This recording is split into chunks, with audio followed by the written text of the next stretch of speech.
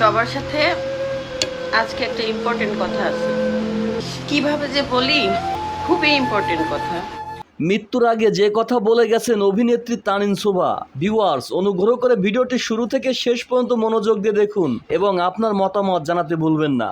মাত্র 30 বছর বয়সে জীবনের গল্প শেষ করে না ফেরার দেশে পাড়ি জমিয়েছেন অভিনেত্রী তানিন শোভা। টানা 8 দিন আইসিইউতে মৃত্যুর সঙ্গে লড়াই করে অবশেষে শেষ নিঃশ্বাস ত্যাগ করলেন।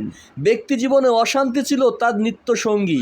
ভালোবেসে বিয়ে করেছিলেন চাচাতো ভাইকে, অনেক টাকা পয়সা খরচ করে তাকে ইতালি পাঠান, কিন্তু বিদেশে পৌঁছে স্বামী তার সঙ্গে প্রতারণা করেন, অন্য এক নারীকে বিয়ে করে ফেলেন। এই ঘটনার পর থেকে তানিন শোভার জীবন একেবারেই বদলে যায়। তিনি সবসময় তার 2 মেয়ের পরিচয় এবং ভবিষ্যৎ নিয়ে মানসিক অশান্তিতে ভুগতেন। মিডিয়ায় টুকটাক কাজ করলেও কখনো বড় পরিসরে আলোচনায় আসতে পারেননি। এক সময় তানিন শোভার উপর কালো জাদু বিদ্যা করার পরিকল্পনা হয়, তাকে পৃথিবী থেকে সরিয়ে দেওয়ার চক্রান্ত করা হয় বলে অভিযোগ করেছিলেন। তানিন শোভা মৃত্যুর কিছুদিন আগে ফেসবুকে একটি স্ট্যাটাস দেন এই বিষয়ে।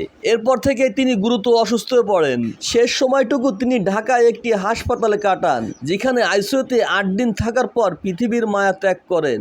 তানিন শোভার অকাল মৃত্যুতে গভীর শোকের ছায়া নেমে এসেছে তার পরিবার ও শুভাকাঙ্ক্ষীদের মধ্যে।